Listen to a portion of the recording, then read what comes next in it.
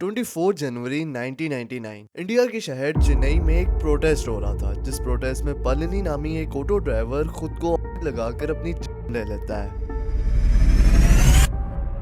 अब ये protest inflation या किसी और बुनियादी मसले के लिए नहीं हो रहा था, बल्कि इस प्रोटेस्ट की सिर्फ एक वजह थी और वो था पाकिस्तान का दौरा इंडिया।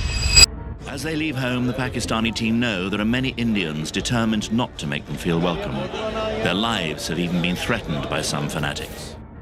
पाकिस्तानी टीम 12 साल के बाद इंडिया का टूर कर रही थी और दोनों टीमों के बीच एक डेकेड के बाद सीरीज फिर से कंटिन्यू हो रही थी। एक हिस्टोरिक मोमेंट था, तो इस टेस्ट सीरीज को लेकर क्रिकेट फैंस काफी एक्साइटेड थे। लेकिन वहीं दूसरी तरफ उस टाइम दोनों कंट्रीज के बीच पॉलिटिकल टेंशन इतना हाई कि एक छोटा सा इंसिडेंट भी दोनों कंट्रीज के बीच एक वॉर की सूरत इख्तियार कर सकता था।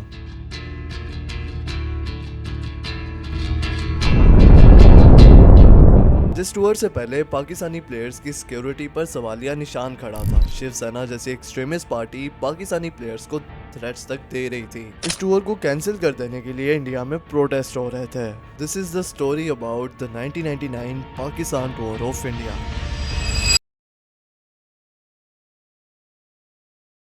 इमरान की शाहीनों की बेंगलोर की उस हिस्टोरिक विन को 12 साल हो गए थे और यही लास्ट टाइम था जब 1987 में पाकिस्तान ने इंडिया का टूर किया, जिसके 2 साल बाद फिर 89 में इंडिया भी पाकिस्तान आई। लेकिन इस टूर के बाद दोनों कंट्रीज के बीच बायलैटरल सीरीज को ब्रेक लग जाता है। इधर दोनों कंट्रीज के बीच टेंशन बढ़ी और वहीं पाकिस्तान इंडिया की क्रिकेट ने शेप बदलना शुरू कर दिया। लेट 90s में तो इन दोनों मुल्कों की राइवलरी अब सिर्फ क्रिकेट तक ही नहीं रह गई थी, बल्कि ये मसला बन चुका था नेशनल प्राइड का, क्योंकि 1990s में मसला कश्मीर अपने अरूज पर था, जिसकी वजह से दोनों कंट्रीज के पॉलिटिकल टाइज ऑलमोस्ट खत्म हो चुके थे। और इसी केओस में फिर जल्दी पर तेल का काम किया 11 मई 1998 को हुए इंडिया की atomic Today at 15:45 hours, India conducted 3 underground nuclear tests in the Pokhran range. जब वाजपेयी की न्यूली अपॉइंटेड सरकार ने पोखरान के मकाम पर एटॉमिक ब्लास्ट करके सब कॉन्टिनेंट में टेंशन का बार हाई कर दिया था। इंडिया खित्ते में अपना दबदबा कायम करना चाहता था, जिससे हुआ ये कि साउथ एशिया में पावर को लेकर एक बड़ी डिस्टर्बेंस क्रिएट हो जाती है। लेकिन फिर 2 हफ्ते गुजरने के बाद ही 28 मई 1998 को अपने डिफेंस में पाकिस्तान ने भी सक्सेसफुली 7 एटॉमिक ब्लास्ट किए और दुनिया को बताया कि अगर इंडिया न्यूक्लियर पावर है तो हम भी न्यूक्लियर कैपेबिलिटी रखते हैं। इस टाइम पीरियड में जो के हालात बन चुके थे, इसी को खत्म करने के लिए सितंबर 1998 में दोनों कंट्रीज के दरमियान पीस प्रोसेस शुरू हुआ, जिसके चलते फिर फेब 1999 में Indian prime minister Atal Bihari Vajpayee ने भी पाकिस्तान का दौरा किया था। अब दोनों कंट्रीज में पीस की बात चल रही थी, तो ऑटोमेटिकली क्रिकेटिंग टाइज ने भी रिज्यूम होना था और क्रिकेट ने तो हमेशा ही दोनों कंट्रीज के रिलेशंस को बहाल करने में अहम किरदार अदा किया है। जिसके बाद अक्टूबर 1998 में ये अनाउंस होता है कि पाकिस्तानी टीम टेस्ट सीरीज और ओडीआईज खेलने के लिए इंडिया का टूर करेगी। अब 99 का ये टूर काफी इंपॉर्टेंट टूर भी था, not just because of cricketing reasons but also it carries significant diplomatic with. Pakistan 12 साल के बाद इंडिया का टूर कर रहा था और एक डेकेड के बाद दोनों टीमें कोई टेस्ट मैच खेलने जा रही थी, तो आम लोगों में इस टूर की एक्साइटमेंट तो अपनी जगह अरूज पर थी, लेकिन साथ ही दोनों कंट्रीज के बीच पॉलिटिकल टेंशन भी अपने पीक पर था। एटमॉस्फेयर इतना चार्ज था कि इस फैसले को सराहा नहीं गया और इंडिया में इस टूर को कैंसिल करवाने के लिए एक बड़ी तादाद सड़कों पर निकल आती है। वॉयलेंट प्रोटेस्ट होते हैं, जिन प्रोटेस्ट में एक ऑटो ड्राइवर खुद को ही लगाकर अपनी खो देता है। ये तो अभी सिर्फ शुरुआत थी उन दंगों और फसाद की जो इस टूर से पहले हुआ है। इस टूर का पहला टेस्ट मैच जो दिल्ली के फिरोज शाह कोटला स्टेडियम में खेला जाना था, वहाँ प्रोटेस्टर्स ने घुसकर उसकी पिच को ही डिस्ट्रॉय कर दिया। एक वॉयलेंट मॉब बीसीसीआई के मुंबई हेडक्वार्टर्स में भी घुसता है और वहाँ भी तोड़ फोड़ की जाती है, जिसके नतीजे में इंडिया की 1983 की वर्ल्ड कप ट्रॉफी भी डैमेज हुई। हद तो तब पार हुई जब अभी पाकिस्तानी टीम लाहौर के एयरपोर्ट पर थी कि एक इंडियन पॉलिटिकल पार्टी शिवसेना की जानिब से पाकिस्तानी टीम को threats दी गई। As they leave home, the Pakistani team know there are many Indians determined not to make them feel welcome. Their lives have even been threatened by some fanatics. इसी charge atmosphere की वजह से पहले test match को फौरी तौर पर दिल्ली से चेन्नई शिफ्ट कर दिया जाता है, लेकिन वहाँ के हालात भी दिल्ली से कुछ अलग नहीं होते हैं। मैच से पहले और पॉइजनस स्नेक्स को ग्राउंड में भेज दिया जाएगा जैसे र्यूमर्स उठ जाते हैं। यस, प्रोटेस्ट इस कदर वायलेंट थे कि यहाँ तक सुनने को आ रहा था कि चेपक स्टेडियम में पॉइजनस स्नेक्स को छोड़ दिया जाएगा।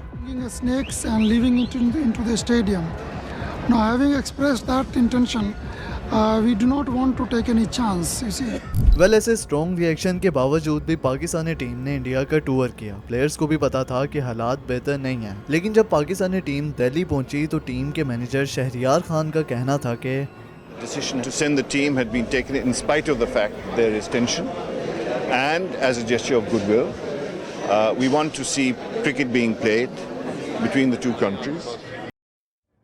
वेल 28 जनवरी 1999 का वो तारीखी दिन आया जब दोनों टीमें चेन्नई के चीपक स्टेडियम में मौजूद थीं। इस मच एंटिसिपेटेड मैच को देखने के लिए 40,000 का मजमा मौजूद था। स्टेडियम में एक अलग ही फिजा थी, नारे लग रहे थे, जीतेगा भाई जीतेगा, हिंदुस्तान जीतेगा। ऐसे में पाकिस्तान की जानिब से वसीम अकरम और इंडिया के मोहम्मद अजहरुद्दीन टॉस के लिए ग्राउंड में आए। पाकिस्तान ने टॉस जीता और वसीम अकरम ने पहले बैटिंग की कॉल दी।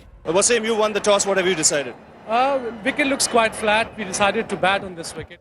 पाकिस्तान के दोनों ओपनर सईद अनवर और शाहिद अफरीदी ग्राउंड पर उतरे, but by the crowd at Chepauk was electric. पूरा इंडियन क्राउड अपनी टीम की सपोर्ट में था और जब 40,000 लोग एक साथ एक ही टीम की सपोर्ट में लगे हों तो ओपोनेंट साइड के लिए intense amount of pressure buildup हो जाता है। लेकिन इस प्रेशर को एक ही चीज टैकल कर सकती थी और वो था एक अच्छा स्टार्ट, जो कि पाकिस्तानी टीम को बिल्कुल नहीं मिलता।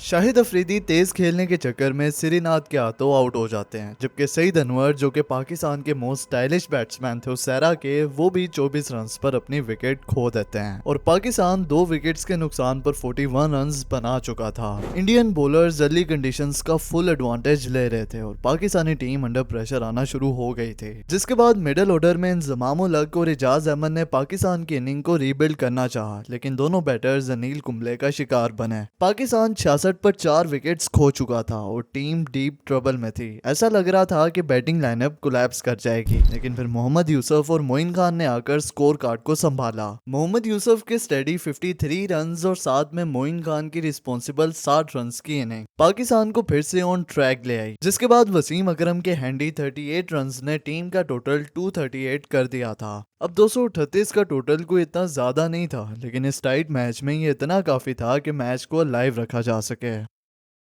इंडिया का चेस शुरू होता है सदुगोपान रमेश के फायरी स्टार्ट से। उसकी सिर्फ 41 बॉल्स पर 43 रन्स की तेज इनिंग ने इंडिया के लिए फास्ट टेम्पो सेट कर दिया था, लेकिन वसीम अकरम के एक्सपीरियंस के सामने वो ज्यादा लंबी बैटिंग कर नहीं पाते। रमेश को एलबीडब्ल्यू करने के बाद वसीम के नेक्स्ट विक्टिम बने वीवीएस लक्ष्मण। कैप्टन ने सिर्फ 2 ओवर्स के गैप में दोनों ओपनर्स को पवेलियन की राह दिखा दी थी और इंडिया का टोटल था 71 फॉर 2।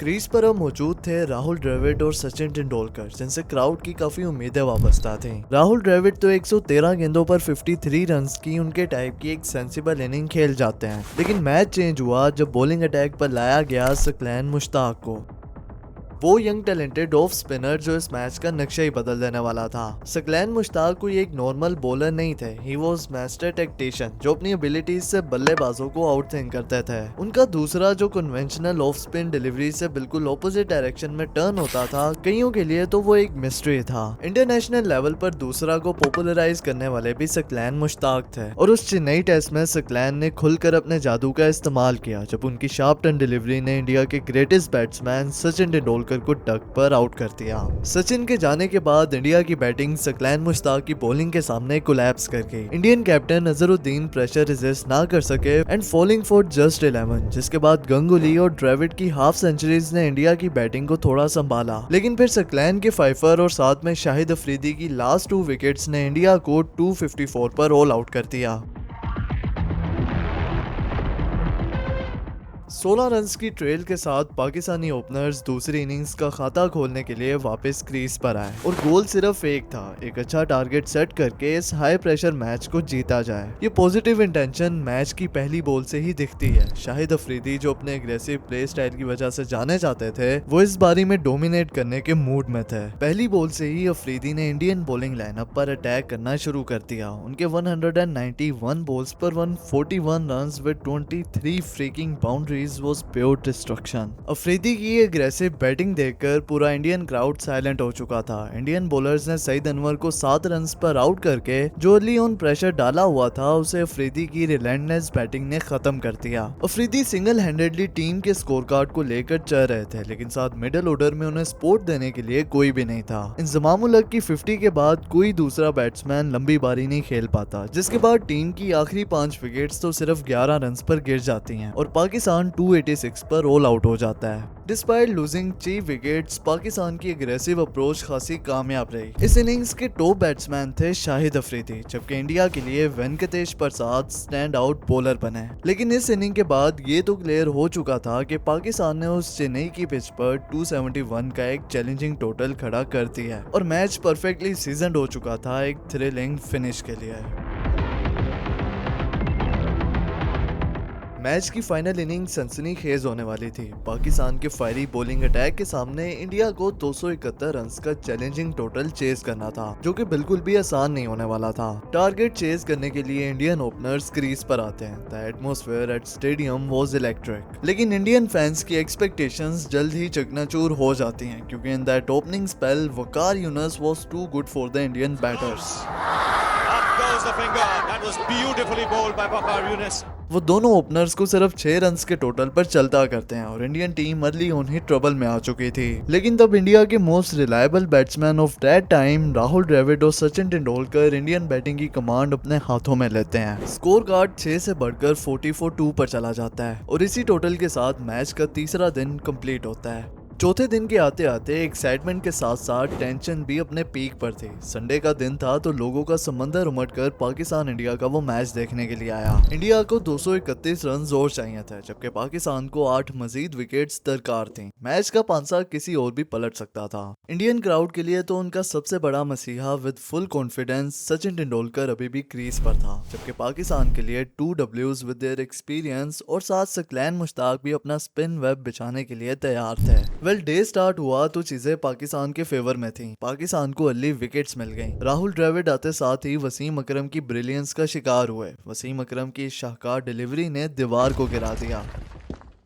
नो डाउट ये बॉल भी उन डिलीवरीज के बराबर की थी जो 92 के फाइनल में वसीम ने लैम्ब और लुइस को करवाई। इसके बाद अजहरुद्दीन आउट हुए और गंगुली को भी अंपायर के गलत फैसले की वजह से वापस जाना पड़ा। पर यहाँ गंगुली के साथ बड़ी इंटरेस्टिंग चीज हुई। इस मैच का प्रेशर इतना था कि वो अंपायर्स तक में दिख रहा था। गंगुली सकलैन के हाथों से निकली बॉल ड्राइव करने जाते हैं, जो कि सिली पॉइंट पर खड़े अजहर महमूद की टांग पर लगकर पहले क्ले लीग ग्राउंड को हिट करती है, जिसके बाद एक ठप्पा खाकर मोइन खान उसे अपने ग्लव्स में लेते हैं। अब फील्ड पर मौजूद प्लेयर्स को तो आइडिया होगा ही कि वहां पर क्या हुआ है, लेकिन मोइन खान की स्टंप्स के पीछे उस जोरदार अपील ने एम्पायर्स को कन्विंस कर दिया और इस तरह गंगुली को वापस पवेलियन जाना पड़ा। 82 पर इंडिया 5 विकेट्स खो चुका था। इंडियन क्राउड अपनी आंखों के सामने अपनी टीम का कोलैप्स होते देख रहा था, लेकिन इस मोमेंट पर नाइन मोंगिया ने आकर तेंदुलकर को ज्वाइन किया। इंडिया के लिए अब नाउ और नेवर मोमेंट था। एक सॉलिड पार्टनरशिप की यहाँ अशद जरूरत थी। All eyes were now on Sachin. वही उस मैच में इंडियंस की ब्लास्ट ऑफ थे और यहीं से फिर तेंदुलकर ने 4 संभाला और मैच को ऐसा वन साइडेड कर दिया कि जो अभी तक पाकिस्तान के हाथ में लग रहा था, अब इंडिया के लिए वो एक इजी विन बन चुका था। तेंदुलकर पाकिस्तान के हर एक बॉलर को स्मैश कर रहे थे। सकलैन मुश्ताक जो पूरे मैच में ही इंडियंस के लिए ट्रबल बने हुए थे, तेंदुलकर उन्हें भी अच्छे से रीड करके गैप्स निकाल रहे थे। उनकी सॉलिड वेल प्रिसीजन इनिंग्स ने इंडिया के स्कोर कार्ड को रुकने नहीं दिया और 82 पर जहां 5 आउट थे, इंडिया बगैर कोई विकेट गवाए 136 रन मजीद बना लेता है। इस 136 रन की पार्टनरशिप ने मैच को इंडिया की झोली में डाल दिया था। इंडियन क्राउड में फिर से जान आ गई। सचिन के फिर से नारे लगना शुरू हो गए। बट उस टेंस मोमेंट पर कैप्टन वसीम अकरम टीम के शोल्डर्स को झुकने कैसे देते हैं। वो भी तो उस लीडर के अंडर खेले थे जिसने लास्ट टाइम इंडिया को बेंगलुरु में हराया था। बस उसने अपने आइडल को फॉलो किया और खुद फ्रंट रो पर आए। उनकी गुड लेंथ बॉल को मोंगिया ने ओवर द मिड विकेट पर एक बड़ी शॉट खेलना चाहिए, जो कि सर्कल में सीधा वकार यूनुस के हाथों में गई। टीम को थोड़ा रिलीफ मिला, लेकिन अभी भी क्रीज पर सचिन की प्रेजेंस पाकिस्तान की जीत के बीच में खड़ी थी। इंडिया को 53 और चाहिए थे और सचिन का बैट नहीं रुकता। वो ड्राइव्स खेलते जा रहे थे, यहाँ तक कि सिर्फ 17 रन रह गए। इंडिया मैच को ऑलमोस्ट जीत चुका था। सचिन 136 के साथ अभी भी क्रीज पर थे। क्राउड में एक्साइटमेंट का अलग ही लेवल था, लेकिन यहाँ से शुरू होता है ड्रामा। ओवर्स कंटिन्यूसली वसीम अकरम और सकलैन मुश्ताक के बीच रोटेट होते आ रहे थे। शायद कैप्टन को पता था कि उसका मिस्ट्री स्पिनर यहाँ कोई जादू दिखाएगा और ये मोमेंट आया इनिंग्स के 91st ओवर में, जब ओवर की सेकंड लास्ट बॉल पर वंस इन इनिंग तेंदुलकर ने शॉट खेली पर वो मिडल नहीं हुई और एज निकलकर बॉल हवा में, जिसे खुद स्किपर ने कैच किया। सकलैन का दूसरा काम कर गया, टीम में फिर से जान आ गई। इंडिया का वो ग्रेटेस्ट बल्लेबाज जो पाकिस्तान की जीत में खड़ा था अब आउट होकर पवेलियन की ओर वापस जा रहा था। India now was at 254 for 7। Tendulkar के जाने के बाद सारा प्रेशर इंडिया के लोअर ऑर्डर पर आ गया। ग्राउंड में एक बार फिर सन्नाटे का आलम था। एक एक रन को बाउंड्री की तरह सेलिब्रेट किया जा रहा था, लेकिन इंडियन लोअर ऑर्डर वसीम की स्विंग और सकलैन की स्पिन के सामने बिल्कुल भी रेजिस्ट नहीं कर पाया। पहले अनिल कुंबले वसीम अकरम की रिवर्स स्विंग का शिकार हुए, फिर सुनील जोशी सकलैन के हाथों कोट एंड बॉल हुए और एंड में सकलैन मुश्ताक ने श्रीनाथ को बॉल करके पाकिस्तान को 12 रन से वो मैच जितवा दिया। चेन्नई में पाकिस्तानी टीम ने नामुमकिन को मुमकिन कर दिया था। Pakistani players were start celebrating. What a miraculous win that was. The boys, they were wanted to win.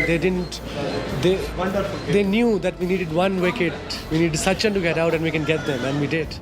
जब पाकिस्तानी टीम ने अपना विक्ट्री लैप शुरू किया तो क्राउड में से जाने वाले तो जा चुके थे, लेकिन जो स्टेडियम में मौजूद थे they all stood up uploading what they just witnessed, और उन सब ने पाकिस्तानी टीम की इस अनबिलीवेबल विक्ट्री को क्लैप करके अप्रिशिएट किया। That match was true example कि क्यों पाकिस्तान और इंडिया के बीच क्रिकेट खेली जानी चाहिए। पॉलिटिक्स से हटकर यही रहा इमोशंस इस गेम को इतना खूबसूरत बनाते हैं।